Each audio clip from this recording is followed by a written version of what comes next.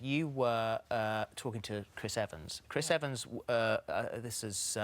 on Sunday brunch. On Sunday brunch. Almost like he'd taken truth serum of some kind. And he was talking about his hair and the fact that he puts drops on his hair. Yeah. And so having looked at that, would you do the same sort of thing, make your hair grow back? It's difficult, isn't it? It's difficult. It's difficult because you liked it, didn't you? There's a bit of me that likes having hair. My hair's a faff, I would say. It's quite long, there's lots of it. I have to sort of do bits and bobs. That's not that much of a faff. I mean, more so than now. Could you wear it all the time then, the wig? It's glued down. You can shower in it and everything. Oh, wow. It's not just slipped on, it's glued. You can comb it. I use the hairdryer again. Doing that, I haven't done that for ages. So what about the drops, then? Do it, do it. It's too early. I think it's... Are you worried about it, sort of, because he said that a little bit ran down his head? He said a little, you know, like dye does. I dyed my hair when I was younger and stuff. I had streaks and so did I. Yeah. So, like, a little drop, he said, went down his head like that, and he woke up, like, a day after or a couple of days after, and it had grown. Now, for me, that's a bit like, what is in this? You'd have to choose where it started.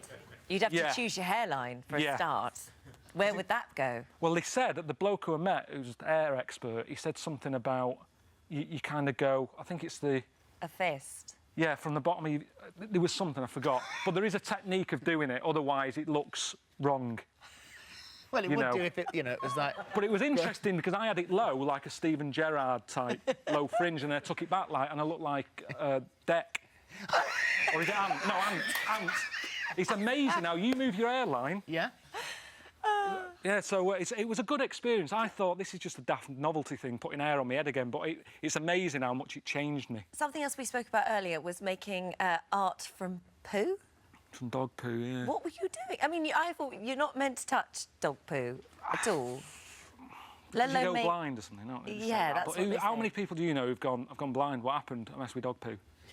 It doesn't happen. I've never heard of anyone losing the sight because of that.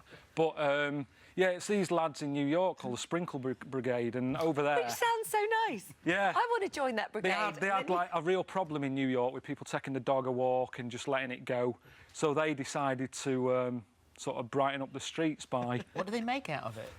They just add bits to it. You go shopping, you buy props, and then you add the props to it to bring it to life. So when you're walking along, it stands out, you don't step in it. I mean, when I was younger, that happened a lot, didn't it, in the 80s? The amount of time you spent sort of... Yeah. And white dog poo? You never see white dog poo anymore. Doesn't happen. No. Apparently it's the diet.